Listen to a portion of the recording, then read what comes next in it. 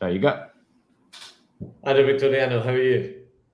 Pretty good. How are you? I'm good. I'm good. So, today we're just going to be looking into a data set that we've taken from the Spotify API.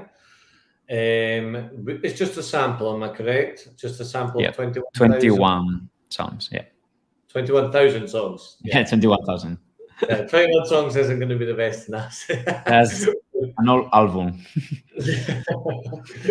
So yeah, we're going to be looking at 21,000 songs and just try to work out different elements of it, seeing what makes them popular, and seeing how different things, such as I believe one of the factors is like danceability, how that can affect popularity and different elements along those lines. So Okay, we so can start by ordering the table, for instance, by that factor, that danceability, right? And we get yeah. that the Ice Ice Baby is like the most danceable song in this sample, right? Do you want to share your Uh, screen, Victoriano? Do Sorry? you want to share your screen? Oh, sure. I'm not sharing my screen. Okay. Here it There we go. is. Here it is. Here it is. So yeah, we have this table with all the 21,000 songs. And yeah, I mean, we can explore this table and ping like the artist, the name of the song, and when they were released and the popularity, right? And yeah, I started by just like ordering this by the popular danceability. And we can see that the Ice Ice Baby is the most danceable song of this data set. Guess what? What is the least danceable songs? Oh, do we know them at all? The Noise Project are not ones I that like jump. I like this one. The baby sleep, baby sounds. Oh yeah. Oh, they're all like baby sleeping sounds and everything like that. Yeah, yeah, Okay. yeah. That's probably So, not very danceable and not a lot of energy here, right? and the Also zero energy. popularity, The how does that popularity, work? well, is relatively high. Like 65 is quite popular, and I know it's very popular because here on the left we have you see the Yeah. distributions of the popularity, and I can see that the median popularity is a 27 out of 100, and the third quartile, that's the 25% with most popular, starts at 41. So something like that has more than 65, if I select that, you see it's like on the top 2% of the songs. So a lot of people are using these songs for to sleep their baby, Yeah. apparently. Yeah, Uh, can we see? So that's the popularity, but yeah. can we see like followers of the artist or anything along those lines? Sorry, what? Do we have like the number of followers of the artist? Yeah, we do have the number of followers. Oh no, not in this data set. That's in the Ah, other one okay. that So is that in the we're previous gonna set? share. Yeah, yeah. We'll check that later. But yeah, we have many other parameters, and as you see, all these parameters automatically, get represented as distributions or histograms, right? So that you can start playing with that. So, for instance, we can see that the danceability is around 6, right, out of 10, like a 0.57. I can Yeah. get like the most danceable songs, right? And I can see that they normally correlate with this energy, right? Like it's more or less high, right? So I can say, okay, what would be an example of a song that is very danceable and not many energy, right? So this would be the examples of that. Let's. I think it's ordered by popularity, right? Like, for instance, like baby sleep music is like again like this one specifically, Twinkle Twinkle, whatever. This one Ah, must yeah. be Of course. danceable, Fantastic. but they still have like relatively like a low energy levels. Okay, yeah, I can play with the other factors as well, like the speechiness, the acousticness, the liveness, the balance, the tempo, etc., etc. Okay, um, but before we, I mean, do the model, right? We can even do like simple explorations here. I can jump to the compare section, for instance, and Mhm. I can select an artist. Let's select, let's say, I don't know, like the Beatles, for instance, right? They're pretty popular. So this is like the distributions of the songs for the Beatles. So we can see that they have a number of songs that are quite popular, but they also have many songs that are not that popular, right? They've And released a lot of songs. yeah, and if I filter by the factors, these are variables that I labels that I want to use for the model. yeah, I can see where the Beatles fall, right? Like they are in somewhere in the middles of danceability, right? They Hmm. have a few like a song that is the most danceable, and they have these levels of energy, so they're quite in the middle, right? So if I click plus, this is gonna start adding other artists. By default, it got The Cure, but I can select or pick any other artist. Okay, so let's compare, I don't know, with the Beach Boys, for instance. That uh, is a group that we know that is very similar, right? And I can see where they're very similar. In fact, actually, this is by difference, but I could group them by similarity of the factors. Okay, and by the way, I can change this as well to other representations. There are multiple ways of representing this. Okay, so I can now go and jump to the correlation section that is going to tell us what is more correlated with any variable in general. So with popularity, I can see like what correlates more with popularity, right? um, but I can jump and make the chart very different on the plot section, where we can see like how many charts. I can see how many songs are at this level of popularity and at this level of energy, right? So there's clearly like a correlation, right? As they are more popular, they tend to have higher levels of energy. You see that, right? But this is just one representation of these two variables. If I click here, I can see this as a box plot, and maybe it's easier to see this way, right? You can see that how as popularity increase on the x axis, the energy increase, right? And it stopped somewhere around 65. More energy than that is normally correlated with some genres like hip hop or metal and stuff like that. It's not that popular either, right? So more than that level of energy is not going to correlate with more popularity, but above these levels of energy, probably if you make the song more energetic, is going to correlate with more popularity. Okay. um, so I could go and save this insight. I could maybe make an annotation here and say about this, whatever, right? And I can export this as a chart. I can make it light. I can even, make like oh, we saw a bug here. There's still like this section plot is brand new. You can see I got that. So I was checking. I'm gonna check another thing now. I'm gonna check the release of the year of the songs. This is every 10 years. That easy, I can see the release songs by year. It's interesting why there were many songs released between these years in the 90s, right? And then they fall, at least the collection that they have in Spotify and in this sample. But I can easily switch this, for instance, to the durability or duration of the songs. And I Yeah. can see that, for instance, it looks like if I add the medium, lately, like the duration of the songs is falling down, right? But it increased since this time, right? So it's Um, just started. When did it start going down? so it Can I looks see? like the more clearly around 2010, something like that, when Instagram was released or something, people started having less attention. They needed Yeah. shorter songs. Or When? you have a hypothesis too about this, right? Yeah, so one of my hypotheses would be with kind of the introduction of Spotify and streaming music becoming more and more popular, Mhm. like you can make more money. I'm not 100% certain of this, but I think you can make more money if your album's released with 15 short songs, you get paid per play rather than 8 long songs. So potentially that's one of the reasons as well. Yeah, it might be the case. If I filter by the danceability and I get all these songs that that are like very danceable, and I can see that that has been increasing over time. So you can clearly see that in the 70s, 80s, like there are more and more songs that have higher danceability than before, right? And it's the Yeah. opposite, right? If I do the opposite, right, I can see very quickly, right? Like that I think that this is the most one of the most amazing things about graphics is how responsive the interface is. That does allow us to really see patterns that with anything else would be impossible, right? Yeah. So when I see something like this, I was saying that I can export this as a chart, right? Hmm. In light or whatever, but I can also save it as an insight right here. So I can say, oh, there are more and more dan- danceable sounds now, right?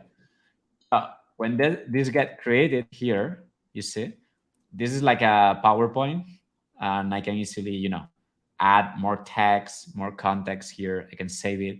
But what is very cool is that I can very quickly reproduce any other insight. For instance, I was ordering like the authors by the duration of their songs, right? And if I click here, this is taking me to see that Johan Brands is the person with the longest duration of their music, is 400,000 seconds. I don't Yeah. know how much is that in minutes, but maybe Like hours, maybe, long, or maybe it's classical music or something classical along those music. Like Beethoven lines. is the second one. There we go. Yeah. Yeah, again, whatever. Mill Davis, okay, Mozart. You see, there's a clear pattern, right? Like the Yeah. classical Definitely. music tend to be longer, right? So you see, it's that easy. Just clicking on play, I can reproduce that insight, and I can go from here. I can then say, okay, now I just want to focus on the authors with more energy, right? And I can see, okay, so whoever is Muslim Gursers has the longest duration that is very energetic as well. Or Pink Floyd, for instance. You see, Pink Floyd will be an example of long Oh yeah. music that is very energetic. Okay, that's very cool. You see? Yeah. Okay, so that's about basic descriptive statistics and data, which is quite a thing, right? It's pretty nice. That Victor, what we can I want to just do ask, if is you to wanted make to share these insights with people, how would you do it? if you want to share them again, you can save them, like export them as a Yeah. chart and put in a PDF PowerPoint presentation somewhere else. You can save it here, or you can also publish it. You can go here and publish this, and they'll get an embedding. They'll get like a on a free any frame, and anyone with that URL can see that. But you can also share this privately by email with other team members, right, on your team. Okay. Nice. Great. So now we're gonna talk about prediction models. Okay. So what we want to do is to predict like what characteristics, what features, what combination of features will predict the popularity of a song. Okay. So in this graph, we made a model, by the way. Is in the section models, you can see the result. So the result is that the median absolute error is 10 points out of 100. But keep in mind that the big majority of the songs, their popularity are between, as we saw here, are between these ranges, are between 13 and 41 in popularity. So 10 points is quite a thing, is a good prediction, I mean, of 100. But if you keep in mind that the majority of the songs are between these ranges, I mean, like, then it's not as good as we could imagine. And I guess it's because, only taking into account these few factors that we extracted with the API is not enough to predict the popularity of a song. Also, keep in mind that the popularity in Spotify is very related with the recency, as we can see here on the data. When we order by popularity, most songs, are from the 2020s, or the 2019, with few exceptions like Coldplay, The Scientist is still very popular, even though this is from 22. Or Gorillaz Feel Good is still very popular as well, and it's very old. But most songs are popular because, in general, people tend to listen to songs that are modern, right? And I'm not taking into account when they were released as a factor for the model, which if I will do it, I'm pretty sure that the model will be better. Okay. But only taking into account features that are just like, things that can be objectively measured about a song. Okay. Which is probably what is very cool, because we can see what songs should be popular, but they're not, for instance, So taking into account that, our model predicts rightly, like accurately, with only 10 points of deviation. And we can see what features are more important, are more relevant for the prediction, like the acousticness, the loudness, the balance, the danceability, instrumentalness, energy, etc., etc. Okay. So Yeah. if I want to interpret that better, these clusters, what we're doing here is we're connecting songs that are similar, again, taking into account all that. Okay. So if I look for Gorillas, is here, right? I'm putting the names of the artists, not the name of the songs. Let me put the names of the songs. Uh,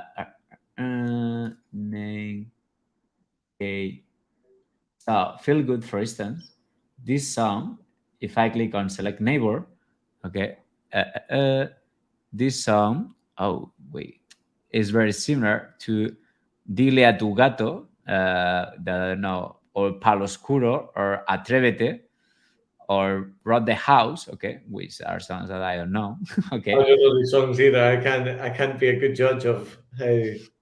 But you see, these songs are very similar because you see they have these levels of danceability. You see, they're very similar. They have these levels of energy, so they're quite danceable and energetic, right? They have this level of energy, and I can see that is correlated on these significant variables. Okay, so it's mostly about the combination of things. They have a low acousticness. You see, so in general, that cluster number one, is the cluster, that is very correlated with being low acousticness, high in danceability, high in energy, right? So Yeah. all of these sounds are similar in that respect, okay? While other clusters, like cluster number 7, for instance, right? This is a cluster that is more defined by instrumentalness. So it's high in instrumentalness, and that's very weird. There are few sounds that are high in instrumentalness. I don't know what is the meaning of that. I don't know if that means that they use many different instruments. I don't know. Is low I in mean, it's acousticness. less vocal time. Okay. Okay. Or maybe oh no, I'm wrong. I don't really know either. For Sorry. instance, these are like the Dark Knight mix cut. I don't know if that's from the movie of the Dark Knight. I don't know. Yeah, the truth we can see. It- no, mine circles. I don't know. Yeah, This is something instrumental. that Like I believe it's like more like they don't have vocals. maybe, So yeah, maybe like it's that. it makes sense with like baby music, everything along those lines. Uh, It's yeah, maybe it's instrumental. that, but there also like a speechlessness that is here that is low as well, and it's probably correlated speechlessness, what you're saying instrumentalness, because the speechlessness measures like the amount of time of people speaking. I think on the song. I Yeah. think, not sure about that, but the thing is that this cluster represents like different combinations of variables, right? So if I want to predict like the popularity, you see, now I can color by that, and I can see, right, where the most popular songs are concentrated, right? And if I do that, I can see that many of these songs that are very popular, right, are concentrated in blue cluster. That is the cluster number one. I can order by that. So you see, cluster number one will be the most popular. Cluster number three will be the second more popular. Cluster number six will be the other more popular. Okay, so I could check what defines each one of them. Okay, and you can see, like for instance, what songs were predicted to be popular, right, and were not. So for instance, these songs, Wait, right? Victoria, I'm just going to interrupt you a little bit. Our Yeah. faces are kind of in front of where you're doing the analysis. If you want to go down a little bit, Sorry, what? like our faces, like the video of us, Yeah, is in front maybe. of where you're doing the analysis. Yeah, maybe I There we can go. remove it. Okay, good. Okay. Yeah.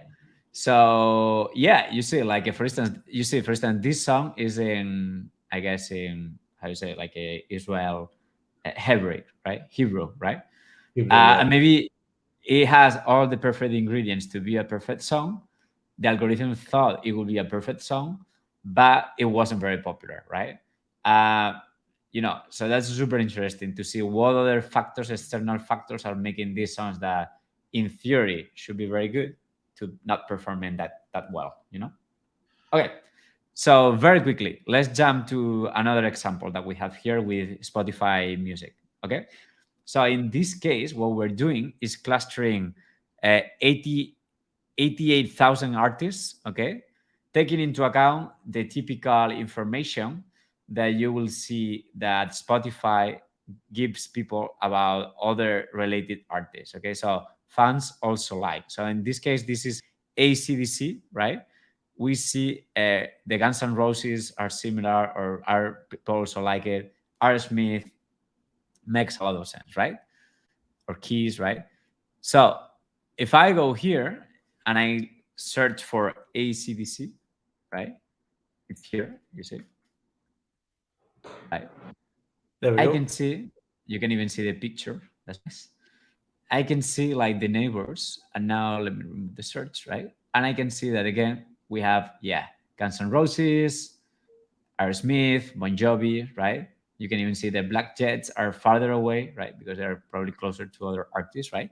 And as we connect these artists that are similar, clusters now are not representing sounds that are similar based on the features, but based on this information that we got from the Spotify API.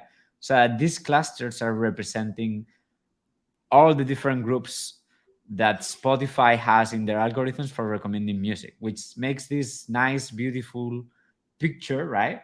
But also give us interesting insights when we use other information that is attached to the artist, like their popularity or number of followers. Okay.